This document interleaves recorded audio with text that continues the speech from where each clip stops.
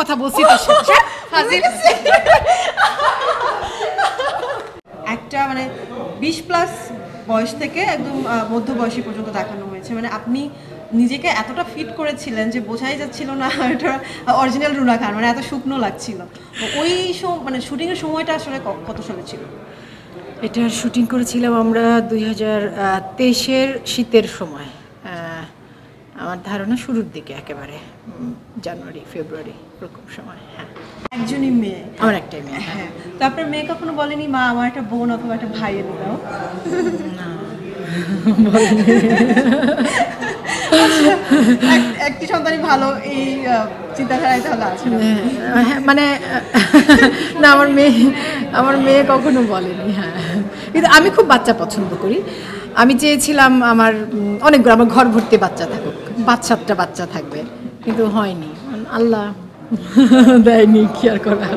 এই সিনেমাটার জন্য সুখী ওরকম কাট হয়ে গিয়েছে? আমি কোনো সিনেমার জন্য, কোনো নাটকের জন্য, কোনো ডিজাইনারের মডেল হওয়ার জন্য শুকাইনি। আমি অনেক দিন ওভারওয়েট ছিলাম, আমার ওজনটা কমানোর চেষ্টা করেছি সুস্থ থাকার জন্য, কারণ অতিরিক্ত ওজনে আমার শরীরে খুব সমস্যা হচ্ছিল। এটা অসংখ্যবার বলেছি আপু, আমার এর সাথে কাজের কোনো সম্পর্ক নেই। আচ্ছা, আমি ভেবেছিলাম যেহেতু ক্যারেক্টারটা ওরকম ছিল, হয়তো ডিরেক্টরের কথায় অথবা ব্যাটে বলে মিলে গেছিল, তাই তো? হ্যাঁ, মানে ওই কাজের প্রস্তাব যখন আসে, সেটা 2023-এর জানুয়ারিতে, শুরুর দিকে, শীতে। আর হ্যাঁ, আমার মানে ওয়েট লস জার্নিতে কমপ্লিট হয়ে গেছে 2022-এ। সো 1 বছর পর কাজটার প্রস্তাব এসেছে। আপু, আপনার মানে ফেসে একটা বিউটি স্পট আছে যেটা অন্যরকম চোখে বাঁধে, সেটা হচ্ছে আপনার চোখের পাশে একটা তিল আছে। ওটা মানে মনে হয় যে হয়তো কিছু একটা দেয়া, হয়তো কোনো স্টোন দেওয়া বা কিছু, কিন্তু এটা আসলে তিল। এটা আপনার ভালো লাগে?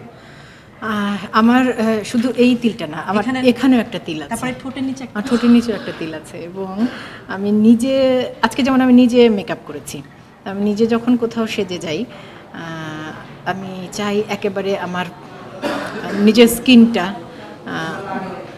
নিজের চোখটা, নিজের নাকটা যেন বুঝতে পারা যায়। মানে আমি শুধু আমাকে আমার মতো রাখতে চাই। আমি খুব হালকা মেকআপ পছন্দ করি, কিন্তু সবসময় তো আমার ব্যক্তি পছন্দটা কাজ করে না, কারণ যখন যে চরিত্রে কাজ করি বা যখন মডেল হিসেবে শ্যুট করি, তখন ডিজাইনারদের যে চাওয়া থাকে, তাদের কস্টিউম সে অনুযায়ী লুক তৈরি করা হয়।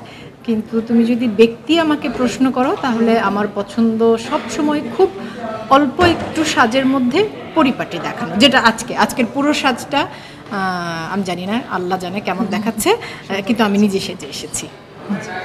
একটু একটু একটু জানতে চাই, সেটা হচ্ছে কিউরিওসিটি থেকে, আপনি তো ভালো সাংসারিক একজন নারী, তো বাসায় আসলে কাজবাজ কেমন করা হয়, রান্না বাড়া? আমার বাড়িতে একজন সহকারী আছে, ওর নাম ফাতেমা। ও আমাকে এত ভালোবাসে যে আমাকে পানিটাও ভরে খেতে দেয় না, সত্যি কথা।